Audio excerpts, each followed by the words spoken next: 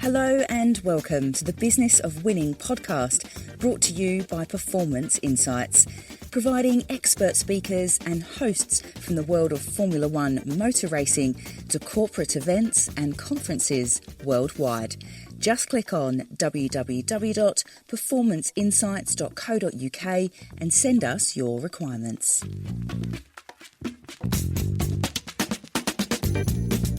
Hello and welcome to the Business of Winning with me, Mark Gallagher. And on this week's episode, I'm delighted to say we're joined by Neil Martin. Now, Neil is something of a pioneer in the world of data analytics in Formula One. He studied mathematics and computer science at Southampton University. He went on to do a master's in operational research, and in a true sliding doors moment, instead of going into the City of London to work in trading platforms, he convinced McLaren to sponsor his race strategy project, and that was so successful that McLaren offered him a job.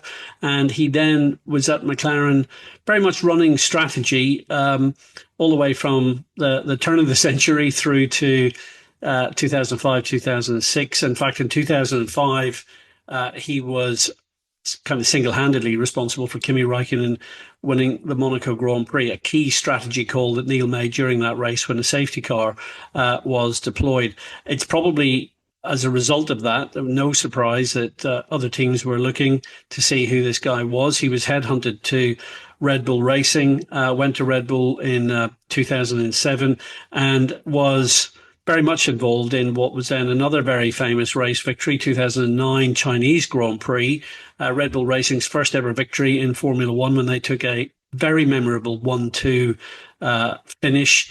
And that was all partly thanks to Neil deciding to keep the two cars out despite bad weather conditions at the start of the race. From Red Bull, he went to Ferrari and he was there working with, for example, Fernando Alonso, all the way through to 2015 and really only left Ferrari as a result of one of Maranello's fairly regular upheavals when they decided to restructure everything and press the reset button, something of a tradition, seems from time to time.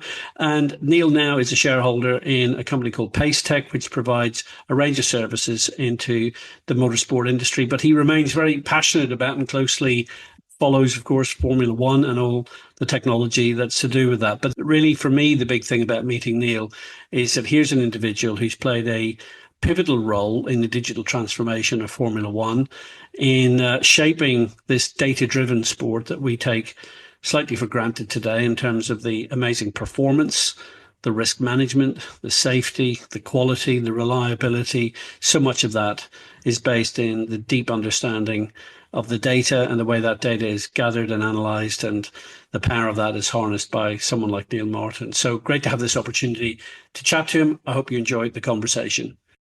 So Neil, thank you very much for joining me today. And perhaps you can start by telling everyone a little bit about who you are and your background. Okay, well, educationally speaking, I read mathematics and computer science at the University of Southampton.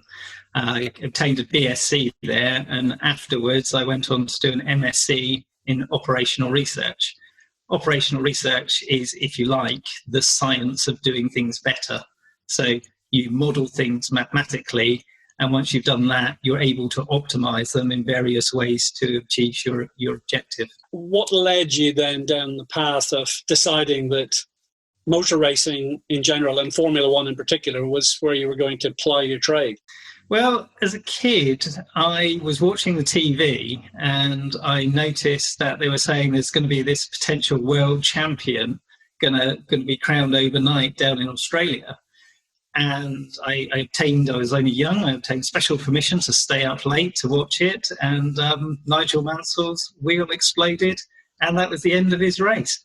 But from that point forward, the drama, the Murray Walker commentary just had me hooked. And being always competitive in sports, the mix between mathematics and the sports made a happy marriage. Now, you're a data scientist. There are lots of other avenues of industry and business that you could have gone into. Was there a temptation to not follow the Formula One path? Because obviously it seems quite a difficult arena to break into. Were you considering a career elsewhere in industry before the Formula One opportunity unfolded? Absolutely. I mean, my whole career was geared to going into the city and doing analysis in finance. Essentially, that's where the mathematics came from the modelling point of view. And I noticed the software engineers didn't understand the maths as well as they should have done, and the mathematics made poor software engineers. So I kind of balanced both of my educational loves to try and sit in the middle and do both quite well. However, all that changed when I did an MSc project for McLaren to optimise pit stop strategies. And having done that, I was seduced by Formula One for the next 20 odd years. Now, this might seem an obvious question, but why is the financial services arena so strong in terms of data analysis and data analytics? Why did financial services develop that so early on? Were there particular aspects of that were a strength that your solutions were suitable for? I think with the trading and the banks and those institutions, their job is to make money. So they're looking at it and trading and investing. It's not a big leap to using mathematical models to give you a competitive edge. I think where the interesting thing was for me was how can we apply all of these techniques in sport for a competitive advantage? Perhaps you could just explain a little bit about the data-driven environment of Formula One. Why is data analytics so important, and what is it about Formula One that makes these technologies so important in helping the leadership teams and of course the drivers make the right decisions during a Grand Prix?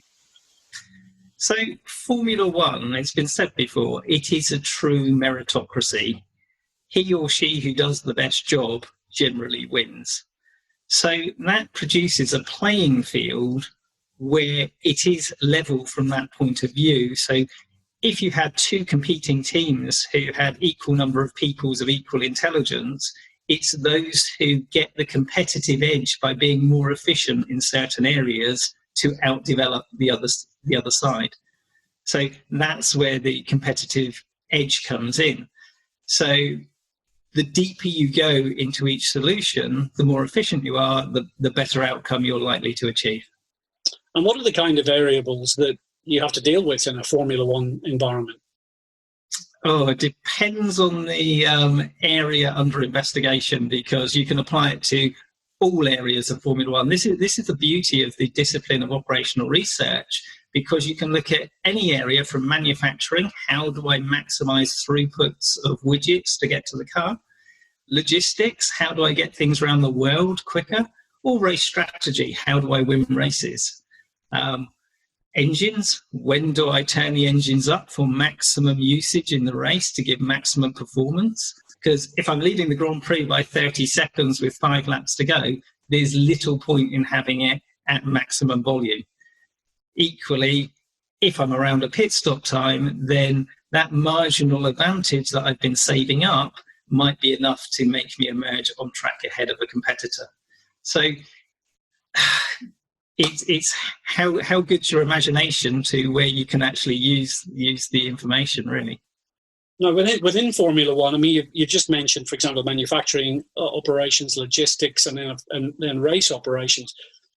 Was the early interest in it always in the sexy stuff, like the actual racing, race strategy? Did manufacturing and logistics and other aspects of the business trail behind in terms of interest level amongst management teams in terms of how data analytics can be applied? Always the sexy stuff, Mark. Straight from university, the competition of winning and losing, that mapped itself perfectly onto race strategy. I mean, McLaren didn't really have any mathematicians at the time modelling. I was the first one in there. So I had a green field to actually play and develop all of these tools.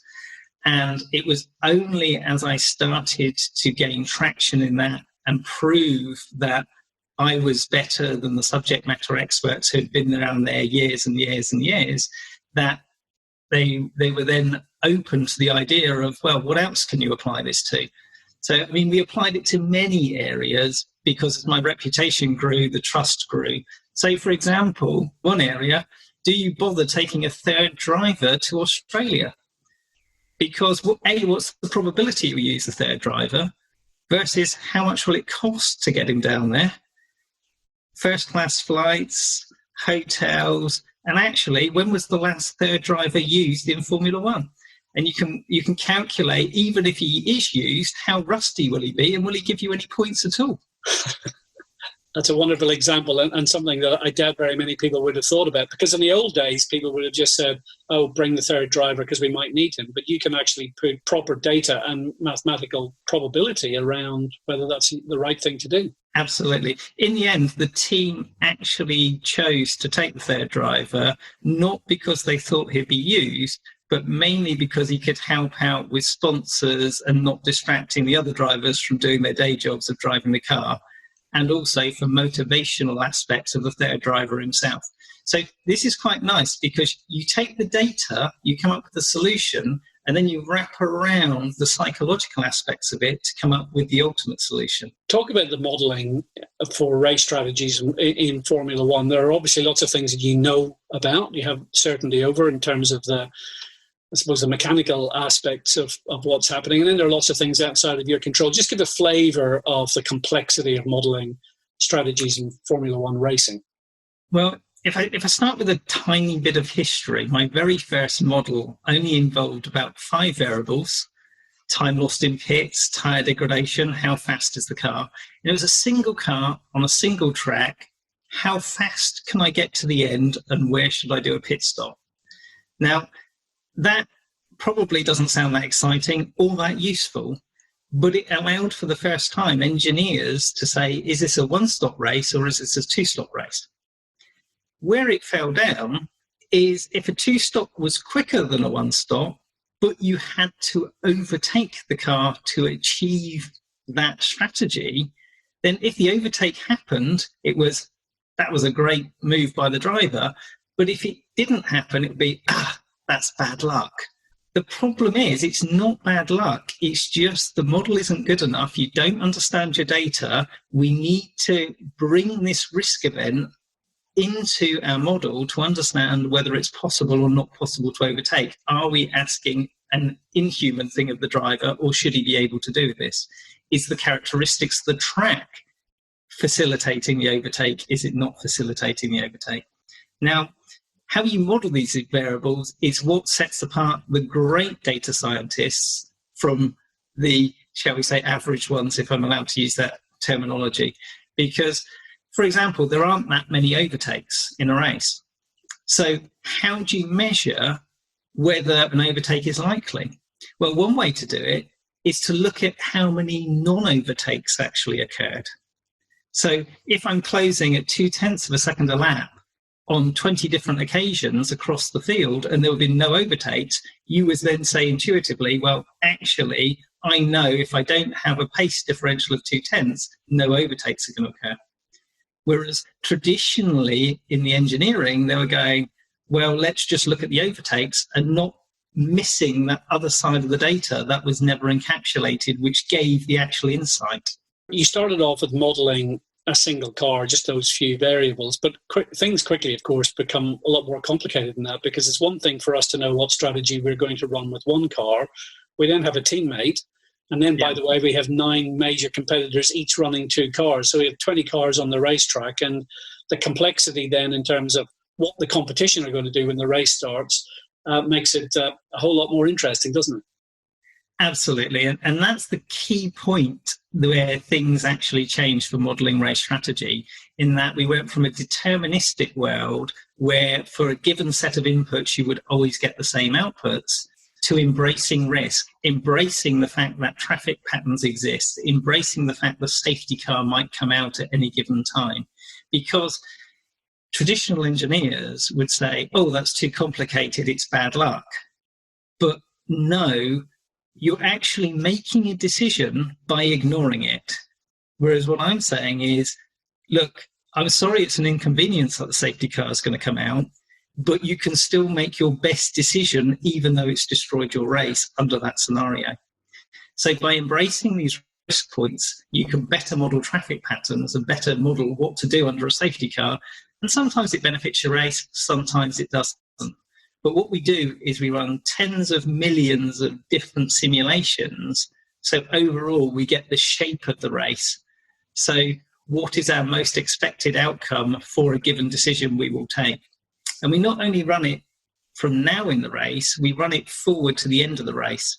So in doing so, we build up confidence of what the solutions will actually look like. Now, just taking things a little bit further, last year I remember you and I had a conversation about the variables which really are outside of your control, and it could be things like the weather, it could be things like the driver doing something really unexpected. How do you factor in those kind of anomalies that might occur? It depends if it's your own driver doing it or not. Yes, unusual events occur. They will, by definition, be unexpected events, and that's what makes it tricky. But what you're looking for is dominating variables which will fundamentally change the overall shape of the race. So what is the likelihood? I mean, we've got that classic example of where Lewis came into the pits and went to his old team, McLaren, to get serviced instead of going to his new team. I mean, it's a classic clip of him being on autopilot. Yes, it was wrong, but what did it actually do to the race? It delayed his pit stop by some 4 or 5 seconds. So whilst you might not model the actual event, you will have something in your simulations to say, if the pit stop goes wrong and you're 5 seconds worse off, what does the outcome look like? So that scenario will have already been modelled, but it just isn't the outcome you'd have liked to have happened. Now, I came into Formula One. The first race I ever worked at was in the Dutch Grand Prix in 1983. So I remember a time when engineers were making decisions effectively on their own. It was they had a pen behind their ear and a clipboard in one hand. What has your experience been of the conflict between effectively data-driven decision-making and human decision-making? Have you been in scenarios where you've had colleagues saying the model is wrong, we've got to do this, not that? And how does that conflict play out? It's quite interesting because when I joined, I was obviously straight out of university, green as you like, and I was just known as the new kid with numbers. And, you know, I would occasionally come across an engineer who would say, but you haven't considered what would happen at Rattlesnake Corner in 1977. That's in your computer. And the thing is, correct, it wasn't. But the thing is, it's one of the, if you can provide recency and history that your decisions over time outperform the shall we say, not guessers, but the people with practical experience, then all of a sudden they come round to your way of thinking, because at the end of the day, all they want to do is win. So whoever comes up with the right answer, it doesn't matter. But there was a lot of skepticism early on, but I think through day in, day out, race in, race out, I was like the casino, I was always winning on average, and therefore people then gravitate to you because you're outperforming what would otherwise be just an engineer's thoughts. But we shouldn't get confused here, because engineers who have spent 20, 30 years around the track, they've absorbed a lot of information. And just because they can't tell you how they've come up with an answer, it doesn't mean they're not modeling things absolutely perfectly inside. So it's different between people just having disagreements and them being not able to communicate how they've modeled it internally. So subject matter experts are really useful, and they're always good for stress testing any model you come up with. So this is a great point, because it's something that I know you and I, when we speak to companies about, quite often make this point that when you have the best in people and the best in data, then you have actually a formidable combination. Absolutely. And the key thing is, because of the generational gap, which it tends to be, it's the people who have been around the longest that have the most nuggets of information, the valuable things that really add value to a model. And my recent bugbear is that it's all too easy. Everyone's got access to data these days. Everyone can right mouse click and do trend line in Excel. But what does it mean? Is it meaningful? those people can produce pretty graphs very quickly. And is it relevant? Just because you can do it, did you understand what ingredients made up your prediction? And if you don't understand the subject matter, all sorts of biases will come in there. Confirmation bias, hindsight bias. I mean, by definition, as humans, we are machines that are great at picking up patterns. That's what that's what our brain operating system does to make us live on the planet successfully. However, that injects pollution into our data. So, for example, there was a great study. It was Professor Scott Huettel at Duke University. He showed that after a repeated sample of something on 2 occasions, our brains actually started to predict a pattern in there, regardless of whether there was a pattern or not. So unless you understand the subject matter yourself, which is, if you like, the old school who know their business is inside out, you are destined for failure if you bring in an army of data scientists with no background knowledge. So, Neil, I'm delighted to know that older folks, maybe my age, are still useful in terms of using our experience to combine with your data-driven world to help to create good solutions. Let me ask you another question, which is, so many people will ask us about the performance of Formula One. We're always talking about high-performance teamwork and high-performance machines and technology, and everyone talks about performance. But risk is actually what we are dealing with every split second of every Grand Prix. It's a sport that used to have tragic accidents all the time. Components would fail. Technology wasn't particularly robust. People would make mistakes and they'd pay a very heavy price for that. To what extent, therefore, is risk management actually even more important to Formula One teams than this relentless quest for performance that we perhaps take for granted? You literally hit the nail on the head. The reason we can push the envelope of performance so well is because we've understood the risk. Before, we were pushing for performance in the dark. Now, by embracing risk, we know how far we can push it before we get into trouble.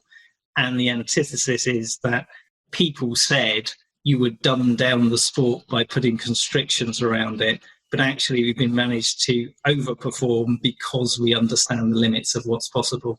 Now, I've looked at some data, believe it or not, and if you look at something like reliability, so the quality of the cars and the reliability, it has moved way beyond what anyone could have expected not too long ago. If we go back to about 2000, I think 40-45% of the time, cars just failed. It just broke down. Lewis Hamilton and his Mercedes, he can now start not just a Grand Prix, but the whole season with a fairly high degree of confidence that the product is never going to fail.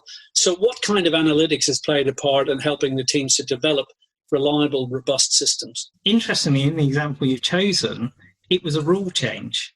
In 2003, the rules changed from the top 6 races counting towards World Championships to every single race counting. So the economic incentives for the businesses was now you must finish every single race. Before that time, we could take risks because we knew we only had to finish 6 races to get a World Championship in the bag. So as the rules change, the ever-changing and ruthless in search of winning championships machines that Formula One teams are just evolved to say, okay, reliability is now really crucially important. What do you think the impact has been on the end user, the drivers? Because they now have a steering wheel in their hands that looks more like a games console, so they have all this functionality and they have applications that they can use. And that's because they're operating in a fully connected environment. Just explain the flow of data from the car to the team through the analysis process and back to the driver. How has that impacted on them? Yeah, I mean, we're asking a lot more of our drivers today than many years ago, because as we've left no stone unturned in searching for performance, we've obviously worked out that actually the driver can control his environment a lot better by giving him a lot more control over the vehicle he's driving. So hence the switches and knobs to give various performance characteristics. About 75 to 100 megabytes a lap is flowing back in terms of data of all performance characteristics of the car back to the garage. So that then, within 60 milliseconds, is bounced back to the operations room or remote garage, depending on your team, where another 40 to 50 people will be looking at the data, some aero guys, some strategy guys, engine guys for sure. And they're connected via an intercom back to trackside, and trackside then speaks to the driver. So you've got a lot of bandwidth. You've probably got 40 or 50 people monitoring 2 cars to make sure it gets to the end of the race in the safest and fastest way possible. Now, that obviously, with that feedback loop, it allows you to optimize a lot more and load up the driver with a lot more things to do during the race. Can I ask you a question then, which is one that gets put to me quite often? If we were permitted to send data to the car, so if two-way data transmissions were permitted, what would be the possibilities? Would we even need a driver? You'd need a driver. However, in race strategy, for example, we developed a system at one of the teams that I was at that was auto race strategy. So the software would actually solve the problem, and it would send a signal out to the car which said, basically, it would ping an audio file which would say, box this lap. So there was no human needed in the loop to actually run the entire race. We took it to tests, but two-way telemetry was banned before we managed to get it into production. Now, I know you have some pretty extraordinary examples of how your modelling has created amazing results for teams, instant strategy decisions during races, which have then won races, and strategy decisions which have actually seemed quite unlikely to work and yet played out extremely well. Just share a few of those stories with us. Two in particular. If we go back to 2003, the rule change, now that was significant for a number of reasons, because in that race in particular, it was the first race of the season, all races counted towards the championship, but crucially, you qualified on the fuel you were going to take into the first section of the race. Now, this meant cars could qualify higher up the grid by running lighter fuel loads, but by running lighter fuel loads, they're more likely to have a poor race strategy. So there was refueling in the sport at the time. So when you combine those two factors, the strategy actually said, well, if you can qualify on the front row, you should be doing a 2-stop. But if you don't qualify on the front row, you should probably be starting from the back doing a 1-stop strategy, because the teams at the back of the grid who want the back page headline of pole position and near the front will take fuel out of their car. Now, back in 2003, you had a lot more rookie drivers compared to the quality of grid we have now. And the probability of a safety car was incredibly high. So those two factors put into the mix meant the probability of a safety car was also going to be high, which made the stopping on lap 1 strategy a viable strategy to adopt. So we ran millions of simulations in the off-season, and Steve Hallam, the head of race engineering, when seeing the results, asked me, A, was I sure? And when I convinced him I was, he took me to see Ron Dennis, the team owner. And this was a week before we went down to Melbourne for the first race. And I explained it to him about why we might need to pit on lap 1 of the race, which for most people is absolute suicide. If you're doing a 1-stopper, you kind of pit midway through the race. And Ron took it all on board really well. And he goes, I love it, I understand it, but you're not going to do that with my cars, are you? And I was like, no, we're exactly going to do it with our cars, because if we're not on the front row, we're going to be in the melee. And after we did that a week before we went to Melbourne. And then when we got down to Melbourne, we qualified something like 11th and 15th, which obviously with 2-stop fuel load on board was always going to be a painful race. So on the formation lap of the race, we pitted David Coulthard and filled him up with fuel and converted into a 1-stop. And then as the race started and everyone barreled down to turn 1, which if you know Australia like you do, it's got a right left-hand kink, which has got safety car written all over it. And all the cars went through there without a problem. At that point, I was thinking, so much for this analysis I've done. And lap 2 happened, no safety car. And then came over the radio, Neil, what do we do with Kimi? And I thought, oh, yeah, in for a penny, in for a pound. So we pitted Kimi Räikkönen on lap 3 of the race and also converted to a one-stop strategy. So it took up until lap 7. Everything worked incredibly well. There were no safety cars. I had 2 cars 30 seconds off the last car in the race as everyone just disappeared into the distance. But something really good happened here is that no one had adopted their models to deal with the new rules.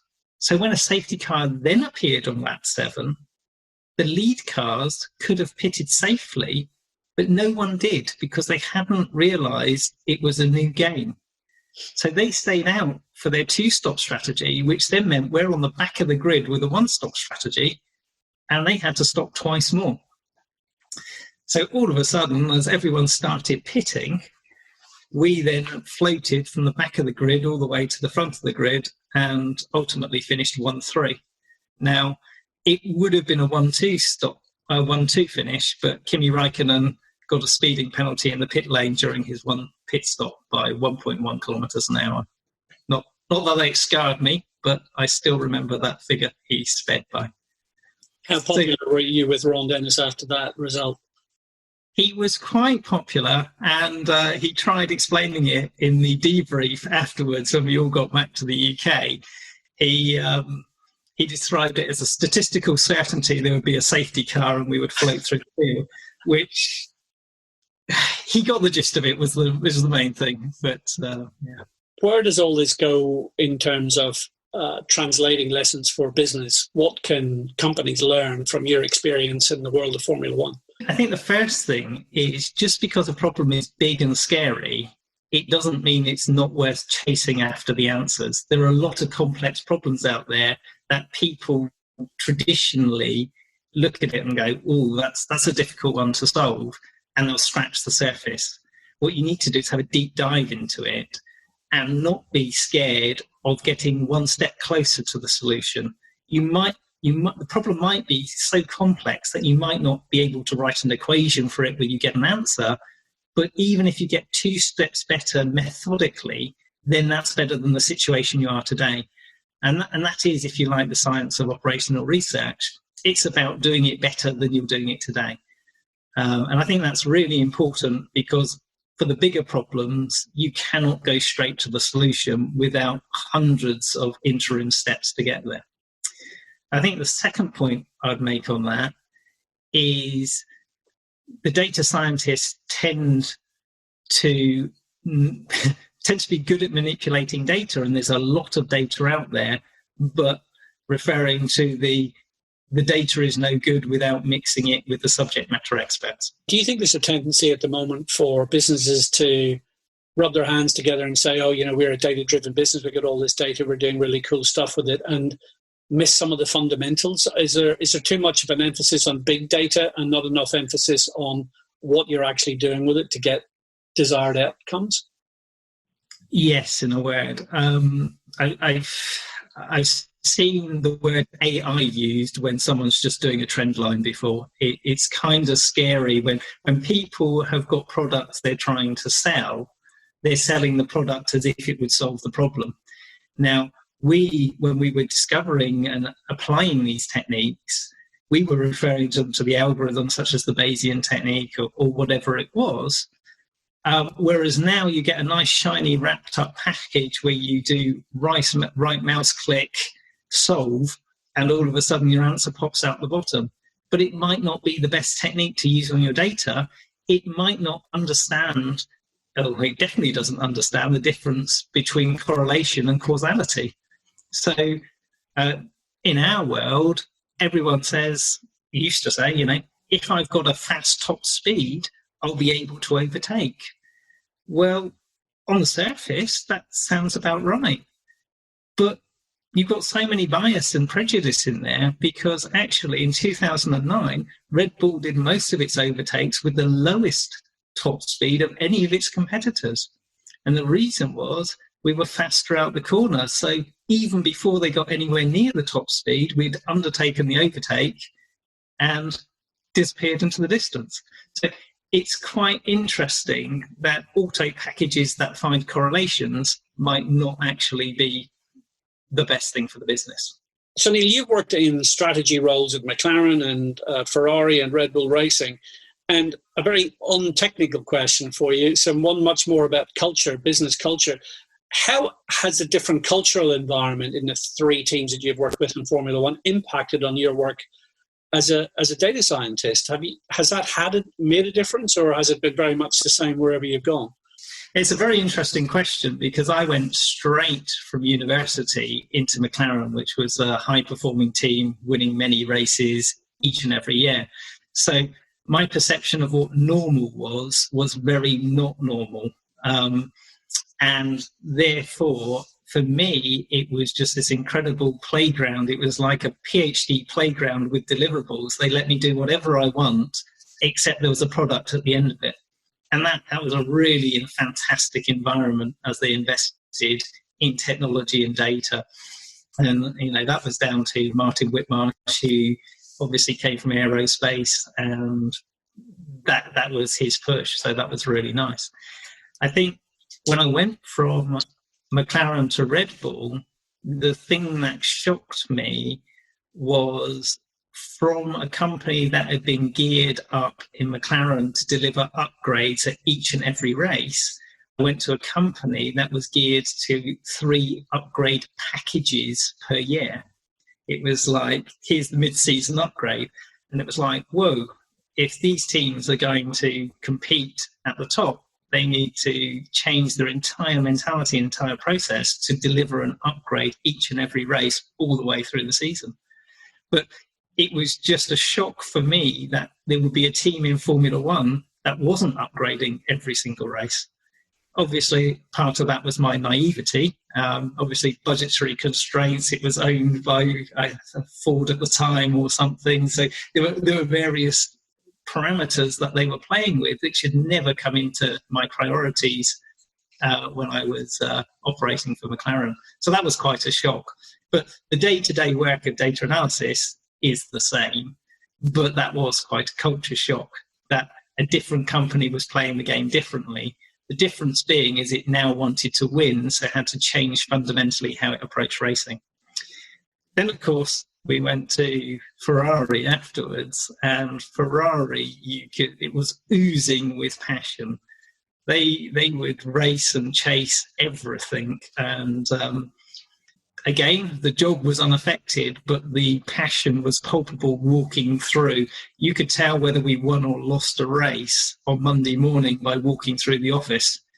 At some of my previous places, you couldn't tell.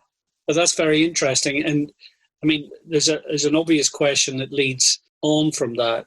Big, well-resourced and deeply passionate team that you experienced has, for whatever reason, not unlocked the door to championship winning success for now quite a long time. What do you think are the factors involving that? Very simple, really. It's the only team in Formula One that is, if you like, the national carrier of a nation. It's like playing for Italy when you are on the Italian team. And as such, the pressures are immense, and you can see it in every single newspaper. It dominates. So that in itself is a factor that will pressure and influence decisions. And it's actually the failing, in my view, is the torn dual objectives of trying to win each and every next race. But however big and powerful a company you are, if you're only focusing on the next race, it's detracting you from infrastructure changes that you need to make, which will enable you to win long term. So, for example, during my tenure, they put in a wind tunnel, but the new wind tunnel had to be redone because of the results it was giving, etc., etc. But to do the wind tunnel, actually, our performance in that year plummeted. It was predicted to plummet, but it was unacceptable to the boards for your performance to plummet. So all of the people that were involved in that era then got moved on and out of the company because we finished P4 in the championship. Now, the subsequent years have been more rosy because they've got a better wind tunnel. But it's that focus. It's like, yes, we want to do the infrastructure, but yes, we want to win the next race. And you have to make a choice on which you're going to win.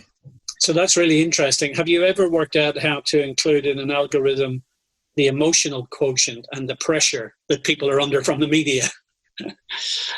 I mean, it is phenomenal, and you can see the pressures. I mean, we have 3 team principals in a single year, and I think that's the statement in itself. Well, I hope you enjoyed listening to Neil and his career trajectory and his insights into his experience of working in Formula One and helping to pioneer those changes, which have had such a dramatic effect on our sport. And I think particularly at a time when we have young audiences that have joined Formula One in recent years, it's perhaps more important than ever to look back on the history of the sport and see just how quickly things have changed because of the kind of work that individuals like Neil have done in pioneering our ability to drive amazing outcomes in Formula One. When we see drivers just never suffer reliability issues during an entire season in some cases, when you see the safety record of Formula One today, and then you look at the efficiency and the performance of modern F1 cars, so much of that has to do with that data-driven story that Neil had kindly shared with us. So we will be bringing you another insider from the world of Formula One very shortly. In the meantime, if you've got any questions or recommendations of who you would like us to have on the Business of Winning podcast, please do contact us.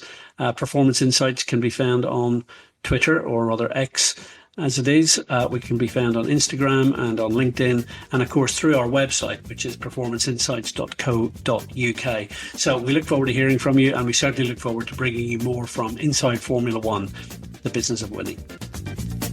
Thank you for listening. Please like and subscribe to the Business of Winning podcast. And if you want to learn more about Performance Insights, simply visit our website at performanceinsights.co.uk, providing expert speakers and hosts from the world of Formula One motor racing to corporate events and conferences worldwide.